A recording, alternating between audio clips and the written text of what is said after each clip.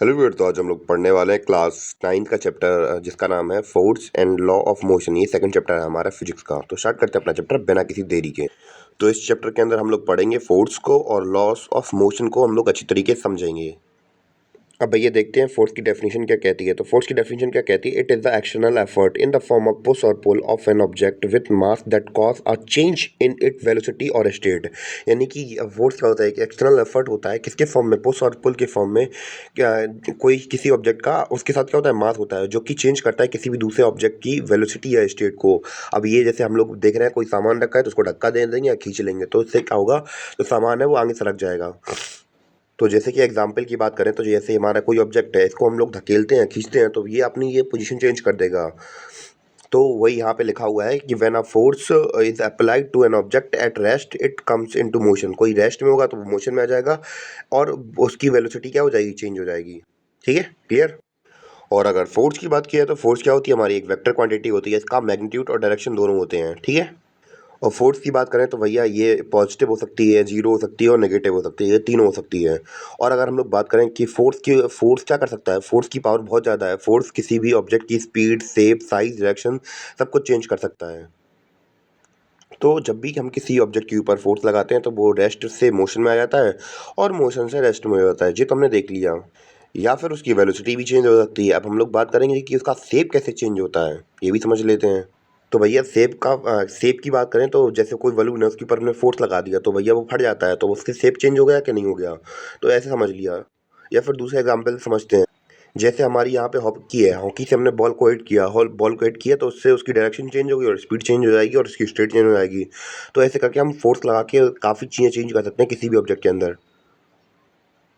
और वहीं बात करें हम लोग इसके फॉर्मूले की तो फोर्स इक्वल टू होता है mass into change in velocity. और या फिर हम लोग ऐसा लिख सकते हैं, चेंज इन वेलोसिटी को एक्सेलरेशन भी तो लिख सकते हैं ना। और इसके सिंबॉलिकली लिखना हो तो F equal to M into A लिख सकते हैं आराम से। और एसआई यूनिट की बात करें तो किलोग्राम पर मास अपॉन एस स्क्वायर होती है। या फिर इसे जैसे F equal to M A लिखा हमने तो मास की एसआई यूनिट क्या होता है? केजी होती है। एक्सेलरेशन की होती है मीटर पर सेकंड स्क्वायर। ठीक है, एम अपॉन एस स्क्वायर होती है। ठीक है।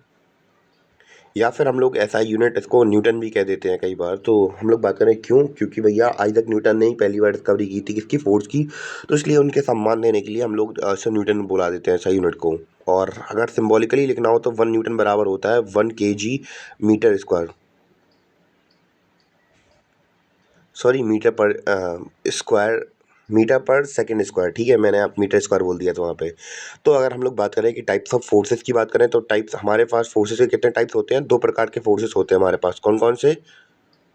तो पहला फोर्स होता है हमारा बैलेंस फोर्स और दूसरा होता है अनबैलेंस फोर्स। इनको डिटेल से समझते हैं। बैलेंस फोर्स क्या होता है? तो अब हम लोग बात करेंगे बैलेंस फोर्स के बारे में। तो बैलेंस फोर्स क्या होता है? जब दो या दो से ज़्यादा फोर्सेस अप्लाई किया जाता है किसी ऑब्जेक्ट के ऊपर और उसका रिजल्टेंट हमें जीरो देखने को मिलता है तो इस प्रकार के फोर्स को हम लोग बैलेंस फोर्स कह देते हैं। ठीक है। और हम लोग कोई भी there is no change in object state. तो ऑब्जेक्ट के स्टेट में कोई चेंज नहीं होती है इसमें। और जो फोर्स अप्लाई होता है इसके ऊपर वो होता है अपोजिट डायरेक्शन में और इक्वल मैग्नीट्यूड में। ठीक है। और ओवरऑल इसका जो जितने फोर्स लगते हैं उसका सम कितना निकल के आता है? ओवरऑल टोटल फोर्स कितना हो जाता है हमारा? जीरो हो जाता है। तो ये होता है हमारा बैलेंस फोर्स। यानी कि इधर से भी धक्का लगा रहा है उधर से भी धक्का लगा रहा है तो जो ऑब्जेक्ट है वो मूव नहीं करता हमारा। और अब बात करते हैं अनबैलेंस फोर्स की। उससे पहले अगर मैं एग्जांपल दिखा दूं पहले, हाँ, कि इधर से 25 न्यूटन का फोर्स लग रहा है, इधर से भी 25 न्यूटन का फोर्स लग रहा है तो भैया बैलेंस ढक्का ही नहीं जाएगा क्योंकि ये दोनों पावर बराबर लग रही हैं। तो इसलिए कोई ऑब्जेक्ट हमारा आगे पीछे नहीं जाएगा, अपनी जगह पे रहेगा। और ये लिखा हमारा यहाँ पे फॉर्मूले के हिसाब से लगा दिया कि अगर हमें एफ रिजल्टेंट निकालना है तो जो हायर फोर्स और लोअर फोर्स दिया गया है हमें दोनों को माइनस माइनस कर देंगे। तो यहाँ पे दोनों तरफ हमारा हायर और लोअर में दोनों तरफ क्या लग रहा था? 25-25 लग रहा था, 25-25 न्यूटन लग रहा था। तो ओवरऑल फोर्स हमारे पास कितना आ गया? जीरो आ गया। तो हम लोग कह देंगे बैलेंस फोर्स लग रहा है। और अनबैलेंस फोर्स क्या होता है? जब हम लोग बात करें दो या दो से ज़्यादा फोर्स अप्लाई हो रहे होते हैं किसी भी चीज़ के ऊपर, किसी ऑब्जेक्ट के ऊपर, तो उनका जो रिजल्टेंट फोर्स होता है वो जीरो नहीं आता है। यानी कि अब अगर हम लोग मान चलिए कि कोई 10 न्यूटन से फोर्स लगा रहा है एक तरफ से और कोई 50 न्यूटन से लगा रहा है, या ऐसे मान लीजिए कि एक हाथी आदमी को धक्का दे रहा है और आदमी हाथी को धक्का दे रहा है। ऑब्वियस सी बात है आदमी पीछे सरक जाएगा क्योंकि भैया जो हाथी है वो ज़्यादा फोर्स लगा रहा है। तो ये क्या होता है? अनबैलेंस फोर्स कहलाता है। तो भैया इस फोर्स से हम लोग बात करें स्पीड, पोजीशन, डायरेक्शन, शेप सब कुछ चेंज हो जाता है। कि अगर आप लोग हाथी को धक्का मार रहे हैं और उसने हाथी ने धक्का मार दिया तो आपका कचूमर हो जाएगा, आपका शेप चेंज हो जाएगा। उम्मीद है कि आपको समझ में आ गया होगा अनबैलेंस फोर्स। इसको एग्जांपल की मदद से समझते हैं और उसका न्यूमेरिकल देख लेते हैं एक, तो इससे अच्छी समझ में आ जाएगा आपको। तो जैसा कि हमने बैलेंस फोर्स के अंदर इक्वेशन लगा के देखी थी, तो हम लोगों ने यहाँ पे भी देख ली कि यहाँ से एक बंदा 10 न्यूटन का फोर्स लगा रहा है, यहाँ से 15 न्यूटन का लगा रहा है। तो भैया जो 15 न्यूटन का लगा रहा है तो वो इसको पीछे ढकेल देगा 10 न्यूटन वाले फोर्स को। उम्मीद है कि आपको दोनों अनबैलेंस और बैलेंस फोर्स दोनों समझ में आ गए होंगे अब भैया बात करते हैं अपने अगले टॉपिक के बारे में, जो कि हमारा लॉ ऑफ मोशन। तो इन 1687 Isaac Newton gave the 3 loss of motion. तो 1687 में आइजैक न्यूटन ने 3 लॉ ऑफ मोशन दिए थे। तो भैया उनको समझते हैं और उनको अंडरस्टैंड करने की कोशिश करते हैं। तो भैया फर्स्ट लॉ ऑफ मोशन क्या कहता है? Any object at rest will remain in the state of rest and any object in the motion will continue motion in along the straight line with a uniform speed until it compelled by an external force to change its state। तो यानी कि हमसे कहा जा रहा है कि अगर कोई हमारा कोई ऑब्जेक्ट अगर रेस्ट में है तो वो रेस्ट में ही रहेगा, या फिर कोई ऑब्जेक्ट अगर स्ट्रेट लाइन में जा रहा है तो वो उसी स्पीड में बना रहेगा जब तक कि उसके ऊपर एक्सटर्नल फोर्स नहीं लगाया। यानी कि इन्फिनाइट टाइम तक वो चलता रहेगा जब तक कि उसके ऊपर कोई एक्सटर्नल फोर्स अप्लाई ना कर दिया जाए। तो ये हमारा फर्स्ट लॉ ऑफ मोशन है। इसको सिंप्लीफाई करके मैं बता देता हूँ अभी। तो ये रहा हमारा सिंप्लीफाइड वर्जन। तो यहाँ पे ये लिखा है कि भैया अगर कोई चीज़ रेस्ट में है तो रेस्ट में रहेगी जब तक कि उसके ऊपर एक्सटर्नल फोर्स नहीं लगाया जा रहा, या फिर कोई चीज़ मोशन में है तो वो मोशन में ही रहेगी जब तक कि उसके ऊपर कोई एक्सटर्नल फोर्स नहीं लगाया जा रहा। अब भैया एक इंपॉर्टेंट टर्म आ जाता है जिसका नाम है इनर्शिया। तो इनर्शिया को समझना बहुत ज़रूरी हो जाता है इसको समझने के लिए।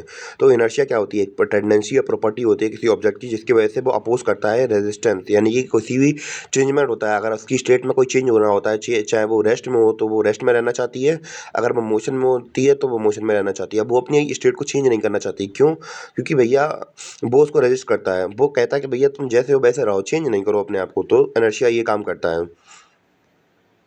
अगर इसके एग्जाम्पल की बात करें तो भैया एक बस खड़ी है, ये सामने से बंदा धक्का दे रहा, तो भैया ये बस सड़क नहीं रही, कह रही हम नहीं चेंज करेंगे अपनी इनर्शिया। इनर्शिया कह रही है भाई तू नहीं जाना, छोड़ेंगे नहीं। तो भैया अब बस क्या लगाएगी? सुपर फोर्स लगा देगी। तो अब ये आगे धक्का नहीं दे पाएगा। तो भैया अगर वही मान चलिए कि एक बंदे की जगह पे 50 बंदे आके धक्का देते हैं बस को, तो फिर क्या होगा? जो बस के जो लोगों के पास पावर है वो ज़्यादा हो जाएगी, उनके पास पावर ज़्यादा तरीके से फोर्स लगाएंगे, तो भैया जी इनर्शिया भी रोक नहीं पाएगा उसको, और जो बस है वो आगे सरक जाएगी। और एक चीज़ और है इनर्शिया के बारे में, inertia is directly proportional to an object's mass. यानी कि किसी भी ऑब्जेक्ट का जितना ज़्यादा मास होगा उसमें एनर्जी उतनी ज़्यादा अप्लाई होगी, यानी कि उसे उतना ज़्यादा हटा पाना बहुत मुश्किल हो जाएगा, डायरेक्टली प्रोपोर्शनल होती है। तो भैया बात करें 5 किलो के पत्थर हटाने में दिक्कत होगी या 500 किलो के पत्थर को हटाने में दिक्कत होगी, यानी कि इनकी स्टेट चेंज करने में दिक्कत होगी। ऑब्वियस सी बात है जो 500 किलो का होगा उसे हटाने में दिक्कत होगी, क्योंकि जितना ज़्यादा मास होगा उतनी ज़्यादा एनर्जी लगेगी, क्योंकि उतना ज़्यादा वो रेजिस्ट करेगा चेंज के लिए। यानी कि अगर वो रेस्ट में रहेगा तो रेस्ट में रहेगा, अगर मोशन में होगा तो मोशन में रहेगा। तो इससे हम लोग ये कंक्लूजन निकाल सकते हैं कि जो फर्स्ट लॉ ऑफ मोशन है उसे हम लोग लॉ ऑफ इनर्शिया भी कहते हैं, क्योंकि ये दोनों एक ही बात को ऊपर फोकस करते हैं कि जो मतलब जो कोई भी चेंज होता है उसको अपोज कर देते हैं। जैसे कि एग्जांपल हम लोग डेली लाइफ में देखते हैं कि भैया जो बस चलती है तो बस में हमें जब चलते ही होते तो कुछ नहीं होता है, जब एकदम झटके से जो ड्राइवर होता है ब्रेक लगाता है तो हमें झटका महसूस होता है, तो वो इनर्शिया की वजह से महसूस होता है।